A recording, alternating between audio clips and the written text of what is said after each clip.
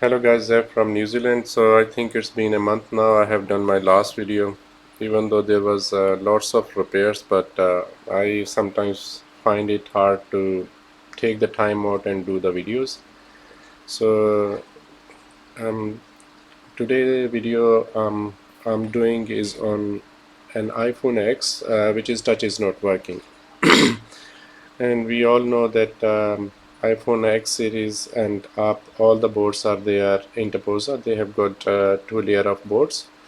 So especially on iPhone 6, where the upper and lower board they are joined together, and it's on very flexible weak point. It's like iPhone 6 Plus, where you have got a little bit of bend and then touch stops working because somehow the touch IC was located in a place where any little bend will move its joint inside. This is same happening with I suppose with iPhone X's. So I will show you here. So this is not a screen problem. This phone was had a major drop. So and after that the screen stopped working. So have a look here. So we will turn it on.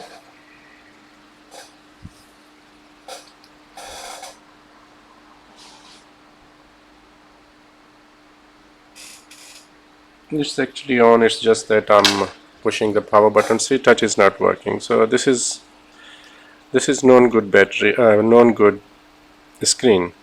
So touch is not working. So what we should do,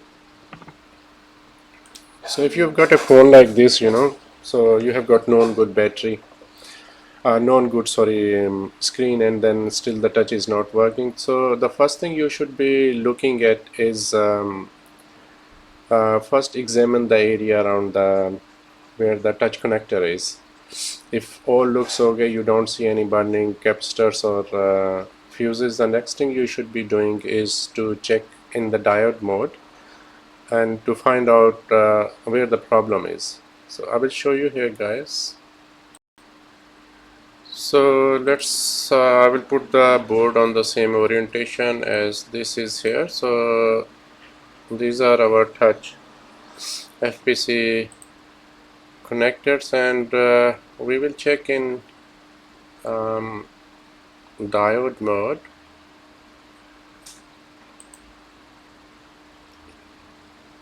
So guys, here you go. I will put the multimeter here. So I will go back and show you here. So we'll put the multimeter in diode mode and then start checking. The first one is reading 340, 340 and 340. So, oh sorry, I'll go back here. So we will put red on. I think you can see, yep. So red on ground, and this should give us, see, that's open line. So which is not correct, something wrong. So this is also open line. Okay, so see, and guys, if you look here again, here, see, it should be giving us a reading of 340, 340, and then this is 300, 380 and 340. Whereas if we come back here, we are not getting any value here. So I was up to here. So this is okay. So to let you know, this is almost nothing here. So that means they all are open line is, it has got no connection, it's just open. Okay, so guys, I hope you have got that idea. See, so these are the readings we should be getting in diode mode, whereas we are getting open line. So what does it say? So in diode mode, what actually happens? So there is a resistance value that line should read, because it's connected, and that is what the normal diode mode reading is. But when that line is somehow disconnected, and then it will showing as open line, so that means that there is a break on that line somewhere and we are not getting right reading. So, and also if you look here, I will show you again. See this board, I will bring it closer. So, oh, sorry. So I will just cut that here. So see, this is where the weak point is. So this is interposer. I will bring a little bit closer to you. So here I think you can see. Yep. So this is where the weak point is, this one, because these touch connectors and the lines are going to this board, upper board and the lower board from here. See how weak this point is. Oh, sorry, I will read.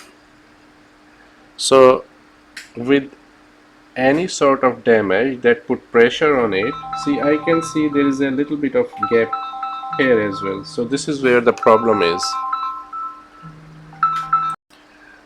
So now we know there is a disconnection between these two boards where it's joined together with the solder balls. So what we should do in this, is there an easy way out, or should we take the board, separate the board and then re-bolt them and then put them back together? So why I'm sharing this video is there is a easy way as well, which is we call a reflow. So sometimes it works, sometimes it doesn't work. So if the damage has pulled out the pad from the lower and upper board where they are connected together, the reflow is not gonna work. Maybe you have to do jumping and do something that we will look at it later. So first of all, let's do the reflow. Reflow is we gonna melt those bars. Maybe they are broken and they are not attached together. And after doing a reflow, we will see if we have got the diode mode reading and if the touch is working or not. So see how we're gonna do it. So this is the apparatus, which is interposer board separator. So the genuine soldering balls which are holding both of the boards together, they have got melting point of 170 degrees centigrade. So we're gonna heat it little bit more than 175. So idea here is to reflow the balls, so that if there is any disconnection, we might fix that by this method. Even then, if it's not working, then we will separate the board. We have to before reballing, we will check it on eye socket. If there is not any other problem, it was just there was disconnection between the balls. So anyway, so we will go back here. So now we have to check if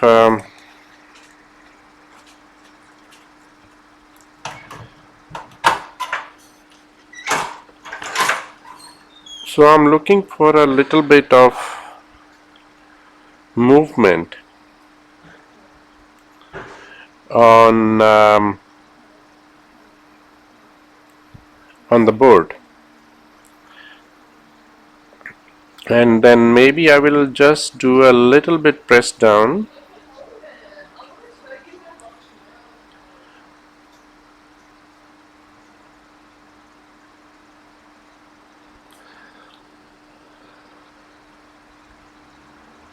Okay, so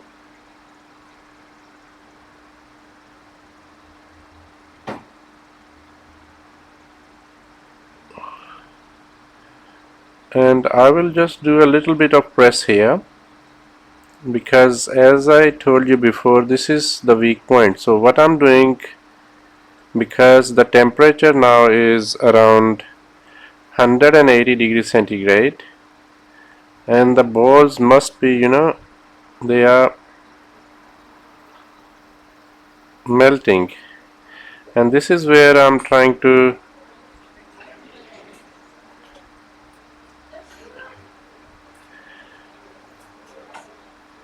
make the connection again.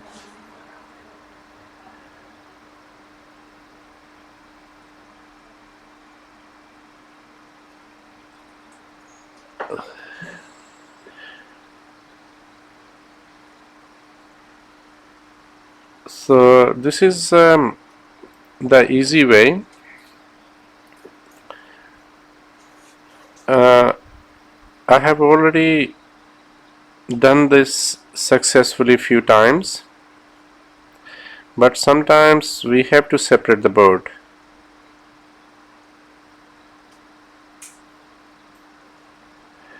So I'm just doing another thing you can do, just do little bit of press on that. You can use a heat gun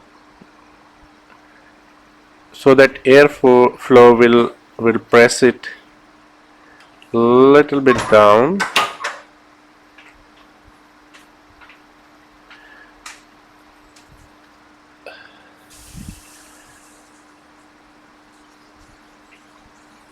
So now I can see the board is, free, it's moving.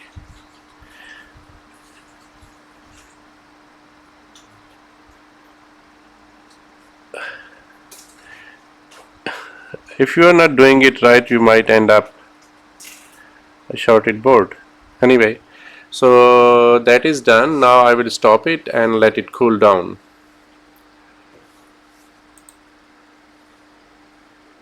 So guys, I'm gonna let it cool down for say 10 minutes, and then once it's cooled down, then we will check the diode mode reading and see how it goes. I have taken the board out, and we will check now in the diode mode if we have got any reading here. Nothing, nothing, nothing. So the reflow technique did not work here. So let's see what happened. Let's see under the microscope here. Bring it down here. Sorry. And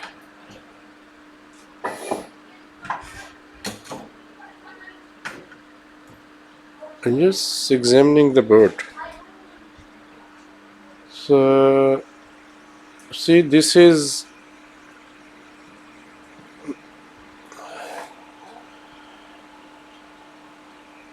this is the area which is where the touch connector is, where my thumb is.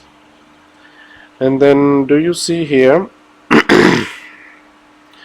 I can see clearly, I can see the boards, and this board is aligned here. And if we go see,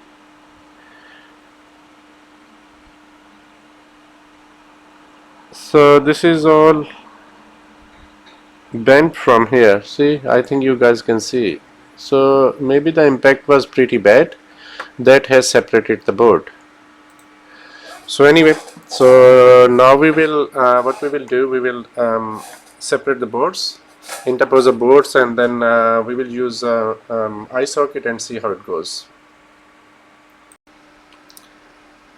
I put the board again, and now I'm waiting for the temperature to reach to say about 190 degrees centigrade, so that from the corner I will gently pull it up, and then we will see the damage. And first of all, what we will do, we will put it on eye socket so that we can rule out if there possibly be any other problem. So I have just seen the housing of this phone. It's pretty bent. So I don't know if the pads are pulled up or not. So let's see.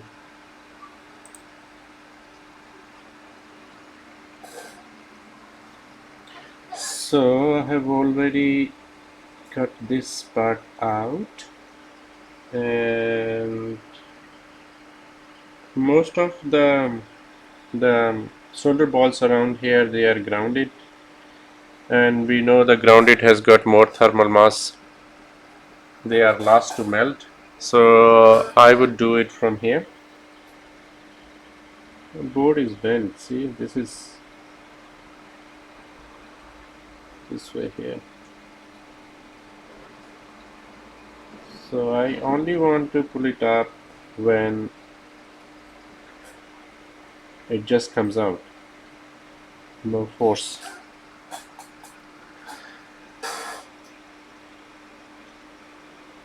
Okay, I can see it's moving.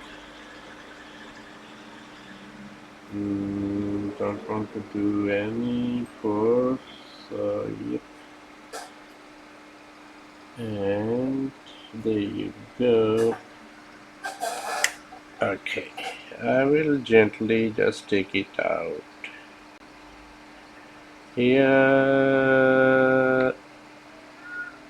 There you go. Okay, so let's cool it down. So guys, I see I was pretty right. The pads being pulled up. So as you can see, these pads being pulled up from the other board. See, and this is the same side where the all the touch lines are. See, only on this side, these ones, and rest looks okay. And if you look at the other board here, so this is the same side. See, this is where the pads being pulled out. So this will be a little bit problem for us, but see, first look what these lines are. So if we go here and go smaller, okay, so same orientation, this one, yep, okay, so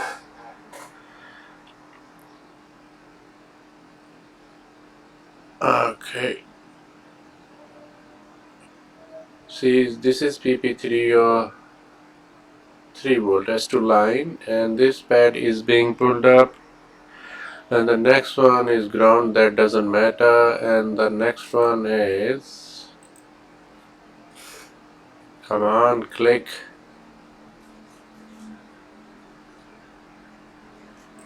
Okay, so guys, what in this situation,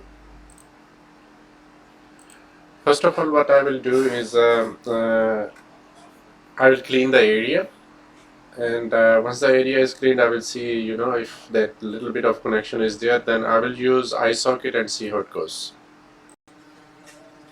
So after cleaning, it's quite visible that see, these pairs are being pulled up. So to make this phone working, either I have to use upper layer from another board, so that we can, if the data is important, which I haven't confirmed with the customer, so if the data is important, we can just use another upper board to retrieve the data. But before that, let's put it in eye socket, because I'm not quite hopeful, because the way the pads being pulled up, I don't think even eye socket would read it, but let's try. So let's see if this we can read the data from here. So this what actually does, it has got these pins that will connect to the other side. of the board so that you can read the data. So this will go here like this, and then I have to use a cable which is, oh, can you see? Yeah. Okay, so this cable will go here so that we can have little bit of extension.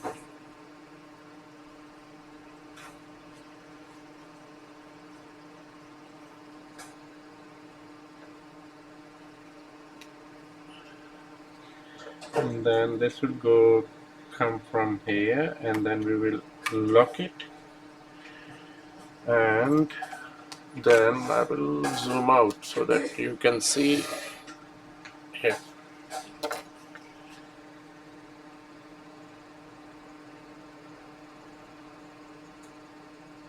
So this will be connected here like this, and then this is here, and then connect the battery. So if the touch is working that way, then we will just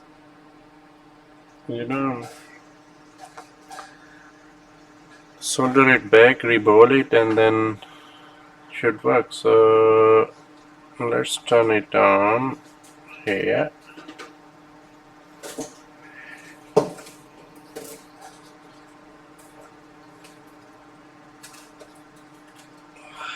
Yep. So it's turning on now. See if I'm little bit because the cable which I connected from the touch, the extension cable, I see there's a little bit of rupture on it. I don't know. So let's see how it goes. Otherwise, maybe I will use another cable. And so I will turn it off, and we have got display. Let's see if the touch is working. So touch is still not working. That means we have to use another upper board if the data is important. So guys, this video was to just simply explain it to you. If you have got this this was really bad damage. First time I have seen even the pads are pulled up because the back housing was completely bent anyway. So we will talk to customer. If the data is important, we can simply just use the baseband won't read, but if the data is important, we can at least retrieve the data. So if there is any update on this job, if I have to do jumping or something, I will post it in my next video. Thanks for watching. Bye.